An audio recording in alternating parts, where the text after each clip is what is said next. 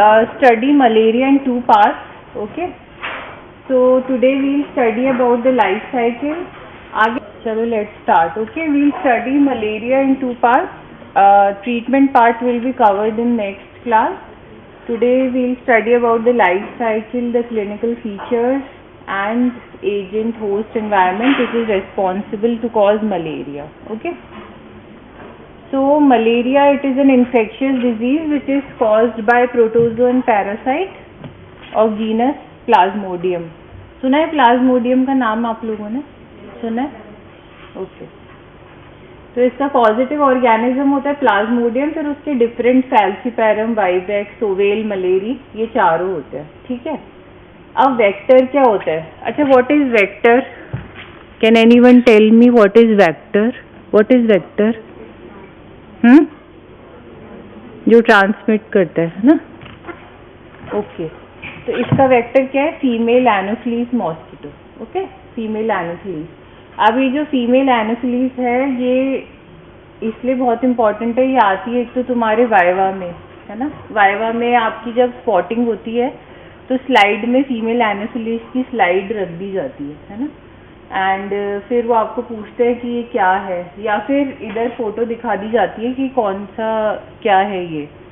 तो you have to write female anopheles. फिर ये पूछा जाता है कि इससे क्या क्या डिजीज कॉज होता है. ओके, तो तुम आगे लिख सकते हो. मलेरिया तो आ ही जाएगा कम से कम, है ना. बैठ जाओ. अब देखो एपिडेमियोलॉजिकल डिटरमिनेंट्स क्या होता है. अच्छा, व्हाट इज एपिडेमियोलॉजिकल ट्रायड? क्या होता है ट्रायड में? Agent, host and environment. ठीक है. तो हम एपिडेमियोलॉजिकल डिटर्मिनेंट्स में वही पढ़ेंगे, agent, host and environment. And we study the life cycle. Okay, जिससे तुम्हें समझ आ जाएगा कि कैसे ये आगे प्रोसीड करता है. तो एजेंट मैंने बताया एज सच कि 4 स्पीशीज होती है, vivax, falciparum, malaria and ovale. See जो मैक्सिमम जो कॉज करता है ना, मतलब 50% of malaria it is caused by falciparum. Okay, आप इंडिया में भी किसी का देखोगे तो मोस्टली फैल्सीपैरम. ठीक है, प्लाज्मोडियम फैल्सीपैरम. अब जो इसकी इम्पोर्टेंट पॉइंट है वो है लाइफ साइकिल. ठीक है. तो मलेरियल पैरासाइट जो है वो 2 साइकिल्स ऑफ डेवलपमेंट के थ्रू प्रोसीड करता है. एक तो ह्यूमन साइकिल होती है which is asexual. Okay, and mosquito cycle होती है विच इज सेक्सुअल साइकिल. तो तुम ये याद रखना. अच्छा, 2 ही हो गए इसमें होस्ट, है ना. एक तो मैन हो गया और एक मॉस्किटो हो गया. तो मैन जो होता है वो इसका इंटरमीडिएट होस्ट होता है ना. एंड मॉस्किटो जो होता है इसका डेफिनेटिव होस्ट होता है. तो ह्यूमन साइकिल यानी कि मैन में जो साइकिल हो रही है वो एसेक्सुअल है और मॉस्किटो में जो हो रही है वो सेक्सुअल साइकिल है. ठीक है. तो 2 ही होस्ट हुए इसके, ये ध्यान रख लेना, 2 ही होस्ट होते हैं. ठीक है. अब देखो, मैं ये डायग्राम पे बार बार आती रहूंगी. अगर तुम चाहो तो इसकी फोटो ले सकते हो. ठीक है, क्योंकि इससे आप पार्क में डायग्राम नहीं दे रखा है. आप लोगों ने पार्क ले ली क्या बेटा? एनी वन ऑफ यू, किसी ने पार्क ली है अभी? तो तुम लोग लोगे पार्क, उसमें डायग्राम नहीं दे रखा. बट जैसे जैसे तुम पढ़ते जाओगे ना, इसके थ्रू प्रोसीड करते जाना, तो तुम्हें अंडरस्टैंडिंग में वो बहुत ईजी रहेगा. एग्जाम में तुम कुछ नहीं लिख पाया करो तो एटलीस्ट डायग्राम बना दिया करो, है ना. उससे आपको you get marks. It's not necessary कि you write in an essay form. It's better to write in a flow diagram और make a diagram like this. तो देखो, ये हाफ हाफ में इसने बता रखा है, cycle in mosquito and cycle in human, है ना. तो हम सबसे पहले करते हैं एसेक्सुअल साइकिल. एसेक्सुअल साइकिल किसमें थी? मैन में. Okay. When an infected mosquito bites a person and injects sporozoites. मैं अब देखो, ये स्पोरोजोइट है, दिख रहा है ऊपर. ये बाइट हुआ, ये मैन की वो दे रखी है स्किन, है ना, डर्मिस एपिडर्मिस, ये वाला जो ये दिख रहा है ना आपको ऊपर, तो ये स्पोरोजोइट है. When an infected mosquito bites a person, तो वो इंजेक्ट क्या कर देता है? स्पोरोजोइट इंजेक्ट कर देता है. ठीक है. 4 phases are described in human cycle. First of all आता है हिपैटिक फेज. हिपैटिक फेज कहाँ पर होगा? लिवर में. ओके. सम स्पोरोजोइट्स रीच, अच्छा अब जैसे ही उसने इंजेक्ट किया तो क्या होता है, बहुत सारे जो स्पोरोजोइट्स है वो तो अपने आप खत्म हो जाते हैं, ठीक है, वो डेड हो जाते हैं, लेकिन कुछ स्पोरोजोइट्स है वो लिवर सेल्स तक रीच कर जाते हैं। उसमें क्या होता है, after 1 to 2 weeks of development they become schizonts, ठीक है, हिपैटिक साइजोन्स बना देते हैं, विच इवेंचुअली बर्स्ट। अब साइजोन जब बर्स्ट होता है तो वो खूब सारे मीरोजोइट्स निकालता है, ओके। सबसे पहले क्या हुआ, मॉस्किटो ने बाइट किया, ठीक है, स्पोरोजोइट उसके अंदर से निकला, मैन में चला गया, मैन में जाने के बाद खूब सारे स्पोरोजोइट्स तो डिस्ट्रॉय हो गए, कुछ जो बच गए कुछ लिवर तक पहुंच गए, है ना, लिवर में जाने के बाद 1-2 वीक्स तक डेवलप हुए, ठीक है, और क्या बना दिया, साइजोन, ओके। उसके बाद ये बर्स्ट हुआ और इसने क्या निकाला, मीरोजोइट्स, ठीक है, स्पोरोजोइट्स, शाइजोन्ट एंड मीरोजोइट्स, यहाँ तक पहुंचे अभी अपन, देखो दिख रहा है, हिपैटिक सेल में हिप्नोजोइट, मीरोजोइट, ये शाइजोन्ट, ये ब्रेक हुआ या बर्स्ट हुआ तो इसने क्या निकाला, मीरोजोइट। समझ आया यहाँ तक, चलो आगे चलते हैं। ये हो गया हिपैटिक फेज, ठीक है, हिपैटिक फेज इधर तक आता है, उसके बाद आता है इरिथ्रोसाइटिक फेज। ये कहाँ पर होगा erythrocytic phase, RBC. Many of the merozoites are quickly destroyed, इसमें भी यही होता है, सी ऐसा होता है कि थाउजेंड्स ऑफ निकलते हैं, है ना, तो उसमें कुछ तो डिस्ट्रॉय हो जाते हैं, कुछ अपने डेस्टिनेशन तक पहुंच जाते हैं। Many of the merozoites are quickly destroyed but many attach to the specific receptor site on RBC, बहुत सारे तो डिस्ट्रॉय हो गए और कुछ एक आरबीसी पे जो उसका स्पेसिफिक रिसेप्टर साइट है उस पर जाके अटैच हो गए। क्या अटैच हुए, मीरोजोइट्स। फिर मीरोजोइट्स से बनते हैं ट्रोफोजोइट्स और फिर वापस उससे शाइजोन्ट बनते हैं, ठीक है। The erythrocytic phase ends with the liberation of merozoites which infects RBC, ठीक है। ये देखो, ये आया इरिथ्रोसाइट पे मीरोजोइट, इरिथ्रोसाइट पे मीरोजोइट से बना ट्रोफोजोइट और ट्रोफोजोइट ना erythrocytic schizont, okay. Are you getting my point or not, आ रहा है समझ, मैं ज़्यादा फास्ट तो नहीं हूँ, ओके। वापस से देखते हैं अपन ने देखा कि एक मैन है, ठीक है, उसको बाइट किया एक मॉस्किटो ने, क्या है वेक्टर इसका, मलेरिया का, फीमेल एनोफिलिस मॉस्किटो, ठीक है। आपसे पता है एग्जाम में कोई बहुत बड़ा क्वेश्चन नहीं पूछते, यही सब पूछते हैं, फिर आप यहीं कंफ्यूज हो जाते हो, है ना। थोड़ा सा क्लास में अटेंटिव रहोगे तो यू लर्न। तो किसने बाइट किया, फीमेल एनोफिलिस ने, ओके। अब उसने क्या, स्पोरोजोइट्स था उसके सलाइवरी ग्लैंड में जो कि उसने इंजेक्ट कर दिया मैन में, ठीक है। अब उसके जाने के बाद बहुत सारे जो स्पोरोजोइट्स थे वो तो डिस्ट्रॉय हो गए, कुछ पहुंच गए लिवर तक, हिपैटिक सेल्स तक पहुंच गए। हिपैटिक सेल्स में जाने के बाद में क्या हुआ, क्या बना फिर वो, ठीक है, शाइजोन्ट बना, ठीक है। इसको लिवर शाइजोन्ट बोल सकते हो या ओनली शाइजोन्ट भी, क्योंकि आरबीसी में भी तो बन रहा है ना शाइजोन्ट, है ना, दोनों जगह बन रहा है, ये ध्यान रखना।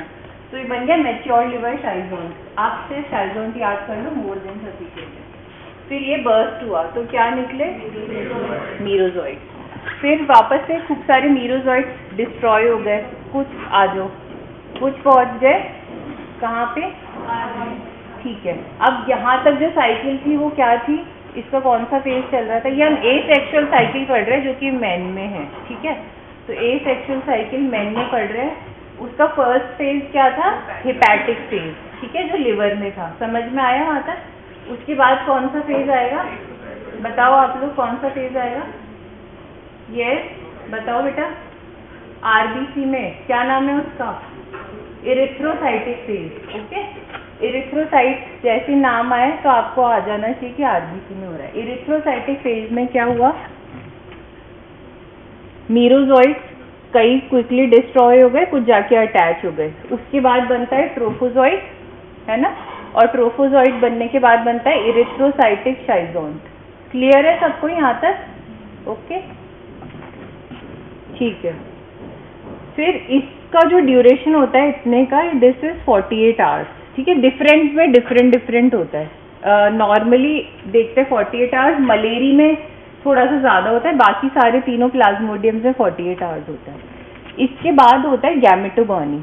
इन all the species of malaria some erythrocytic forms do not divide, और ये क्या बन जाते हैं, male and female gametocytes. Okay, देखो कुछ इरिथ्रोसाइट्स जो हैं वो डिवाइड नहीं होते, है ना, और वो क्या बना देते हैं, gametocytes, mail and female gametocytes.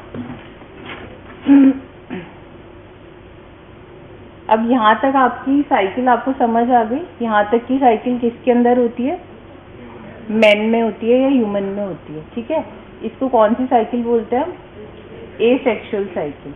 अब हम आगे चलते हैं, यहाँ तक खत्म हो गई ना, मेल फीमेल गैमेटोसाइट्स बन गए इधर। ठीक है, अब हम आगे चलते हैं, ये आएगी आपकी सेक्सुअल साइकिल। ये किसमें होती है, मॉस्किटो में। एम आई क्लियर, तुम लोग को समझ तो आ रहा है ना। चलो अब आती है सेक्सुअल साइकिल। इसमें सबसे पहले sporogony. It begins with gametocytes are ingested by the vector mosquito when feeding on an infected person.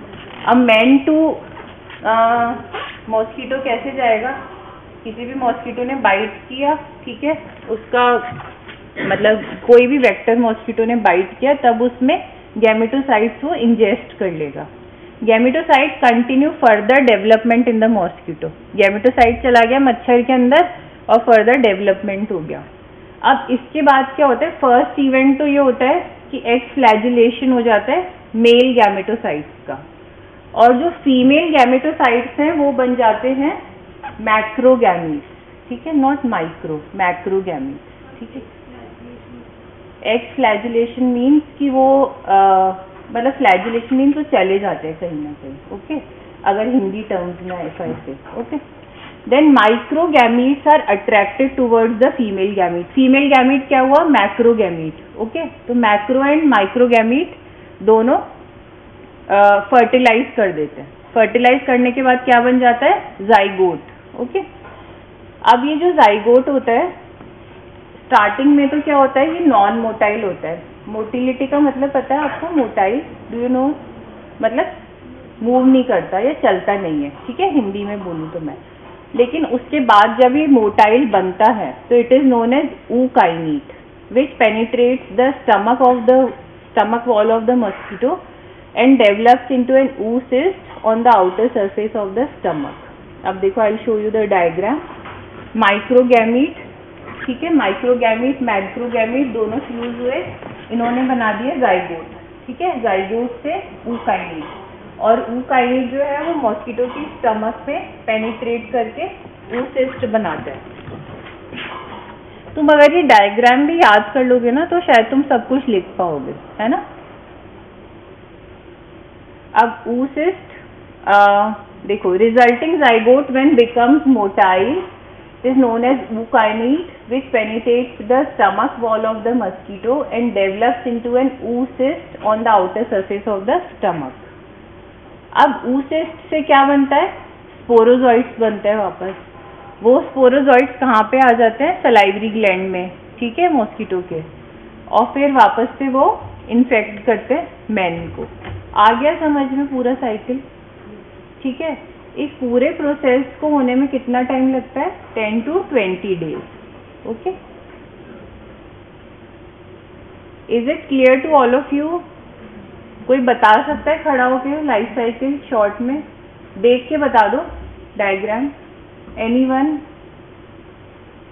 बताओ बेटा। This is not a test going on, I just want you कि आप लोगों को समझ आना चाहिए। ठीक है, कोई भी बता दो जिसको समझ आ गया। आ गया क्या सबको समझ में, बता दो, कोई भी बताओ, देख के बता दो, एनीवन वॉलंटरली, नोबडी, कोई तो बता दो खड़ा होके, बता दो बताओ। चलो, I will ask and you people answer me. ठीक है, फर्स्ट ऑफ ऑल हमने डिवाइड करी, बैठ जाओ, लाइफ साइकिल को। कितने पार्ट्स में होती है? Sexual and asexual. Okay, asexual किस में होगी? मैन में। सेक्सुअल किस में होगी? मॉस्किटो में। ठीक है, अब एसेक्सुअल स्टार्ट करते हैं हम। कहाँ से स्टार्ट होगी एसेक्सुअल लाइफ साइकिल? स्पोरोजॉइड। ठीक है, सलाइवरी ग्लैंड ऑफ मॉस्किटो से आगे ह्यूमन के अंदर स्पोरोजॉइड। स्पोरोजॉइड से क्या बनता है? स्पोरोजॉइड कहाँ जाते हैं? खूब सारे तो दे डिस्ट्रॉय एंड फिर क्या होता है, कहाँ जाते हैं? लिवर में। तो कौन सा फेज होता है? First phase is hepatic phase. Liver में गए, अब स्पोरोजॉइड्स क्या बन जाते हैं? ओके, शाइजोन से कहाँ जाते, फिर क्या बनता है? शाइजोन बर्स्ट होता है, उससे क्या बनता है? मीरोजॉइड। देन मीरोजॉइड से आगे कहाँ जाते हैं? ठीक है, अब यहाँ तक तो थी आपकी हिपैटिक फेज। नेक्स्ट फेज कौन सा स्टार्ट हो जाता है? कौन सा? Erythrocytic phase. ठीक है, इधर क्या होता है बताओ? मीरोजॉइड से क्या बनता है? ट्रोफोजॉइड। मीरोजॉइड भी कहीं जाके अटैच होता है ना, कहाँ पे अटैच होता है? आरबीसी। ओके, फिर ट्रोफोजॉइड से इरिथ्रोसाइटिक शाइजोन। तुम शाइजोन याद रखना, तो दोनों में वैसे हिपैटिक शाइजोन कर देना, इसमें इरिथ्रोसाइटिक शाइजोन। ठीक है, फिर क्या होता है इसके बाद में? इरिथ्रोसाइट्स। ठीक है, इरिथ्रोसाइट्स कई डिवाइड नहीं होते है ना, तो वो क्या बनाते हैं? Male and female. ठीक है, गैमेटोसाइट। अब मेल जो होते हैं वो तो एक्स फ्लैजिलेट कर देते हैं, जो फीमेल है तो उनको क्या बोलते हैं? मैक्रोगैमीट्स। ठीक है, अब मैक्रो और माइक्रोगैमीट्स मिलके क्या बनाते हैं? जाइगोट। ओके, फर्टिलाइजेशन जैसे नॉर्मली ह्यूमंस में होता है, जस्ट लाइक दैट। ओके, तो क्या बनता है? जाइगोट। अब ये जाइगोट कहाँ पे जाता है? Stomach wall of mosquito. ठीक है, ह्यूमन मत बोल देना, है ना, मॉस्किटो के स्टमक वॉल पे जाता है ये। फिर ये क्या बनता है? जाइगोट से ऊकाइनीट बनता है ना, ऊकाइनीट, ऊसिस्ट। ऊसिस्ट क्या होता है? फिर ऊसिस्ट से क्या होता है? फिर क्या निकलता है? वो कहाँ पे मिलते हैं? Salivary gland of mosquito. हो गई साइकिल कंप्लीट? आ गया समझ में? चलो,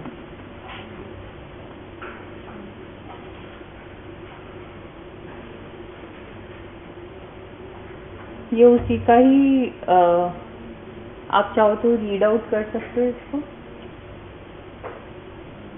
ठीक है, when the mosquito bites a person it injects sporozoites into them, they travel to the liver when they reproduce asexually producing merozoites. ये उसी का ही फॉर्म है, आप चाहो तो वो कर लो या ये कर लो। ओके,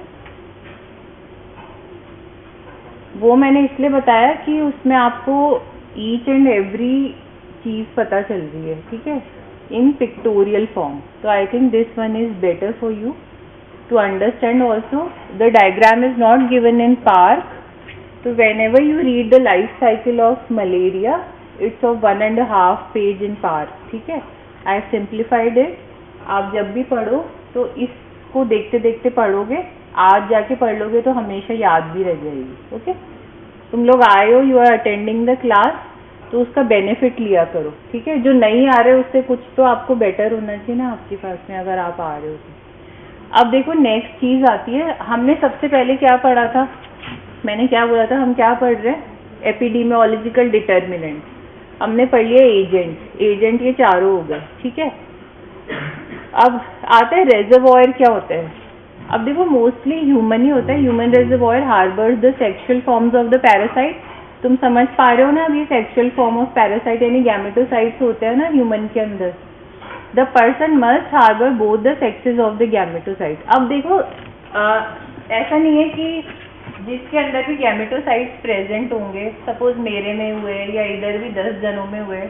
ठीक है, तो ऐसा नहीं है कि जब भी कोई फीड करेगी फीमेल एनोफिलिस आके तो उसके अंदर वो गैमेटोसाइट्स आ जाएंगी। कुछ प्री रिक्विजिट्स होती हैं कि कैसे वो इन्फेक्टिव हो सकता है, वो जो रेजर्वॉयर है। मैं रेजर्वॉयर हो गई अगर मेरे अंदर है तो, ठीक है, बट उसकी भी एक प्री रिक्विजिट होती है। वो क्या है कि पहली बात तो उस पर्सन में, सपोज कोई पर्सन है एक्स, उसमें गैमेटोसाइट है, तो उसमें दोनों गैमेटोसाइट्स होने चाहिए ना, मेल फीमेल, तभी तो आगे जाके जाइगोट बनेगा। और वो जो गैमेटोसाइट्स हैं वो मैच्योर होने चाहिए, इमेच्योर नहीं होने चाहिए। ठीक है, नेक्स्ट इज वायबल होने चाहिए, है ना। वायबल नहीं होंगे तो कोई इन्फेक्शन नहीं हो सकता। और डेंसिटी अच्छी डेंसिटी में होने चाहिए, अगर कम होंगे तो वो पहले ही वो हो जाएंगे। तो दैट मीन्स ये 4 प्री रिक्विजिट्स है कि दोनों होने चाहिए, मेल फीमेल, अच्छी डेंसिटी में होने चाहिए, वायबल होनी चाहिए, ठीक है, और मैच्योर होने चाहिए। ओके, तो रेजर्वॉयर कौन हुआ मलेरिया का? ह्यूमन हो गया। उसमें क्या होता है? सेक्सुअल फॉर्म्स होता है। अब देखो period of, that is sexual cycle है ना। Gametocyte is the sexual form. Gametocyte तक तो होता ह्यूमन में ही है ना, फिर वहाँ से आगे जाके वो जाइगोट बनता है। तो जो फर्टिलाइजेशन प्रोसेस हुआ वो हुआ मॉस्किटो में, that is the sexual part of this cycle, understood. But the gametocyte till being gametocyte asexual form चल रहा है, ठीक है। अभी तो 2 अलग अलग है, मेल फीमेल गैमेटोसाइट्स, वहाँ तक है ह्यूमन के अंदर। फिर जब वो जाइगोट बनता है वो है मॉस्किटो में। That is a sexual cycle. Okay, don't confuse in this, है ना। आगे समझ में। अब पीरियड ऑफ कम्युनिकेबिलिटी वाइवेक्स में 4 to 5 days, फैल्सीफेरम में 10 to 12 days। ओके, अब अपन ने पढ़ लिया एजेंट। अब नेक्स्ट आता है होस्ट, ठीक है। होस्ट में क्या है? 3 चीजें देखेंगे जब भी आपके पास आगे आ जाए कोई भी डिजीज के बारे में।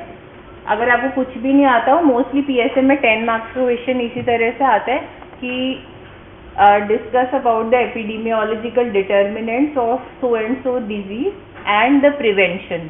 तो दोनों चीज़ों के लिए बता रही हूँ। If you get epidemiological determinants, even if you don't know a single word, at least divided into agent, host, environment. Okay, then for prevention divided into primary, secondary, tertiary prevention. Okay, तो इतना समझ आता है एग्जामिनर को कि चलो तुम्हें थोड़ा तो, और ऐसा नहीं होता, आप लोग पढ़ते हो तो थोड़ा बहुत आता है, but the way you represent the things is so important, है ना। आप ऐसे वेगली सब कुछ लिख दोगे कि ये होता है ये होता है, ऐसे नहीं चलता।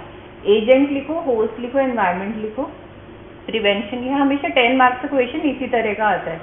कोई भी डिजीज आ सकता है, कोई भी डिजीज आ सकता है, उसको ऐसे ही डिवाइड करो। प्रिवेंशन को भी ऐसे डिवाइड करो, प्राइमोर्डियल अगर है तो प्राइमोर्डियल, अदरवाइज फिर primary, secondary and then tertiary. अब होस्ट देखो, एज में कोई सी भी एज अफेक्ट हो सकती है, बट जो एकदम इन्फेंट्स होते हैं या इनिशियल जो फ्यू मंथ्स होते हैं बेबी के, जबकि उसके अंदर फीटल हीमोग्लोबिन HbF होता है, ठीक है, उसमें वो अफेक्ट नहीं होती मलेरिया से, क्योंकि उसका जो स्ट्रक्चर होता है वो इसको नहीं एक्वायर कर पाता। तो आप कह सकते हो बाकी किसी भी एज में हो सकता है। फिर है जिसमें सिकल सेल ट्रेट होती है, उसमें कई डफी नेगेटिव एक जेनेटिक ट्रेट होता है, वो रेजिस्टेंट होता है वाइवेक्स इन्फेक्शन के लिए। अब है कि अगर कोई प्रेग्नेंट फीमेल है, she is more prone to have malaria.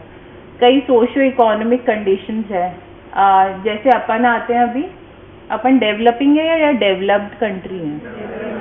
Developing है ना, तो डेवलप्ड कंट्रीज में कम है मलेरिया से incident. Okay, then next is housing. एक मिनट, यस मैम, हाँ यस मैम। नहीं, मेरी अभी ये क्लास है आर के ब्लॉक में, आती हूँ थोड़ी देर। Okay, then next is housing. तो इल वेंटिलेटेड या इल लाइटेड हाउस जो होते हैं वो बहुत ही अच्छी जगह होते हैं मॉस्किटोज के रहने के लिए, है ना, तो वहाँ पे कॉमन है।